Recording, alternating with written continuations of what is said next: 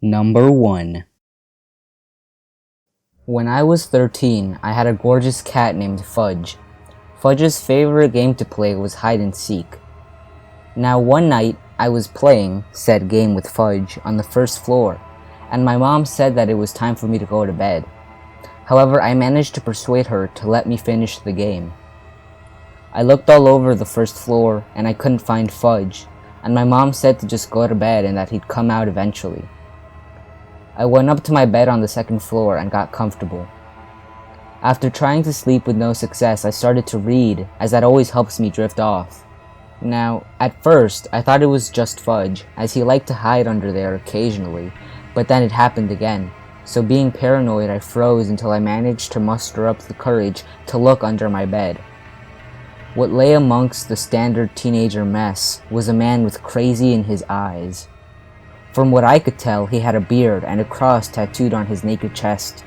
He had a smile plastered on his face that I can only best describe as the smile the Joker wears. I freaked out and ran screaming bloody murder down the stairs to where my mom sat on the Iron Man red leather sofa. At this point, I was screaming, crying, and in the middle of having a panic attack. My mom calmed me down, gave me her phone to call 999, and being the badass she was, ran into the kitchen to get a knife, and then proceeded to run up the stairs, knife in hand. She came down after being there for about 2 minutes, and said that the window was wide open and that no one was there anymore. Within a minute of my mom being back down the stairs, the police arrived and immediately began to search the room. He got away, but what the police found still haunts me to this day. They found the cleaver and rope under my bed. I still wonder how long he had been hiding under my bed, and more importantly, I am so grateful he sneezed, because if he hadn't, I wouldn't be here to share this story with you. Number 2. I was at my sister-in-law's, babysitting my niece, who was about 2 at the time. It was about 5 in the evening and summertime, so it was still light out and warm enough to have the back door open into the garden. I live in England, and my sister-in-law's house is a 400-year-old townhome with a long garden and a very high fence on both sides. Both her and her husband were at work, and I was cooking dinner while my niece was playing in between the living room and the back garden, both of which I could see from the kitchen. Anyway, my niece would have a habit of walking into the dining room and crawling up on the ledge to look out from the front window. She liked to watch people walk by and wave. As I stood in the kitchen, only a few feet away making her dinner, I could hear her start to coo and say hi, waving in my direction. I waved back, smiled, and she turned her attention back to the window. A few minutes later, she started cooing and saying hi again, this time out the window. At first, I didn't think much of it, seeing as lots of people walked by with their dogs and kids, but when I looked in her direction, I could only see the top of a head popping out from below the window ledge and a pair of eyes staring at me. I walked over to get a closer look, thinking my eyes were playing tricks on me. Sure enough, there was a man crouched down. He stood up when he saw me looking at him, and stared at me and my niece. I immediately picked her up from the ledge. I was angry at first, then creeped out. He just stood there, wide-eyed, watching us. Then he raised his hand and knocked on the window. Knock, knock, knock. Slow and steady. He had a slight grin when he did this, which just upped the creep factor. I backed up towards the kitchen, still facing him, and told him I was calling the police if he didn't leave. I looked down for a second onto the table for my phone, but it was missing. I shot my eyes back up to see his grin was even wider. All of a sudden, he slinked away from the window and started banging on the front door. Hard, loud, continuous bangs, so much so it upset my niece. I quickly told him to go away and that I was on the phone with the police. After all, how could he know my phone was missing? All I could hear was a type of gurgled giggling from him. Luckily, my sister-in-law has a front door with like 3 locks and a deadbolt, all of which were on lock. So as quietly as I could, I quickly shut the curtains in the dining room and ran into the living room, which also faced the front door, and shut those curtains too. Once both sides were shut, the knocking had stopped. I took a breath for a moment and put my niece down, whom at this time stopped crying and was playing with her teddy bear. I quickly scoured the area for my cell phone, thinking she had maybe picked it up and ran around with it. No such luck. I then remembered my sister-in-law had a cordless phone behind the lounge chair in front of the window. I very carefully slid behind the lounge chair and slowly pulled back the curtain to grab the phone on the ledge. I took the time to also see if the creep was long gone. If he was, I'd just keep the phone handy in case he came back. A wave of relief washed over me as I saw the front step was empty. I turned back as my niece started saying hi in her little toddler voice. I thought she was talking to me until my worst nightmare came true. There, standing in the entryway to the living room, was the same man, grinning and staring.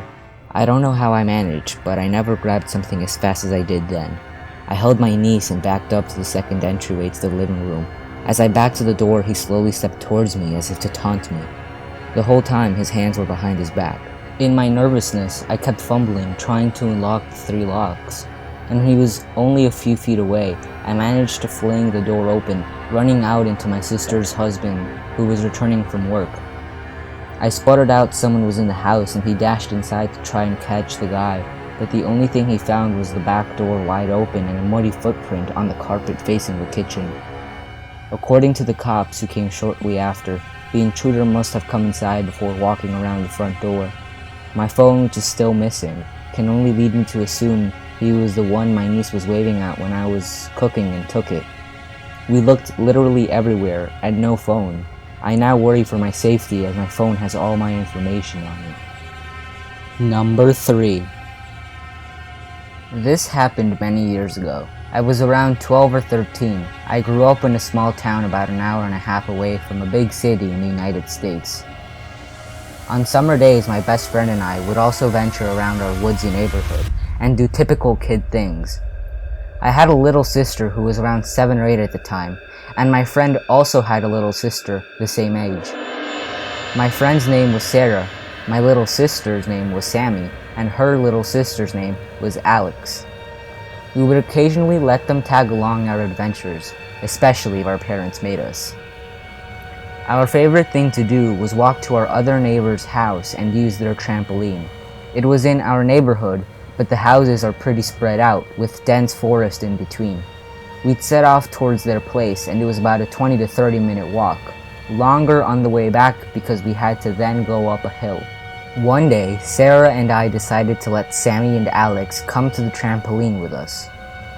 We played on it for an hour or two and decided we were thirsty and hungry, and decided to head back to Sarah and Alex's house for snacks. We were almost back to their house, but the last stretch before their house was the longest amount of isolated road, with a creek flowing by and no houses lining the road, just dense forest. As soon as we cleared this area, we would be right on top of their house. As we're almost through the wooded part, we can see their house up ahead. A woman with short black hair and sunglasses is walking her baby in its stroller. She was walking towards us and would pass us soon.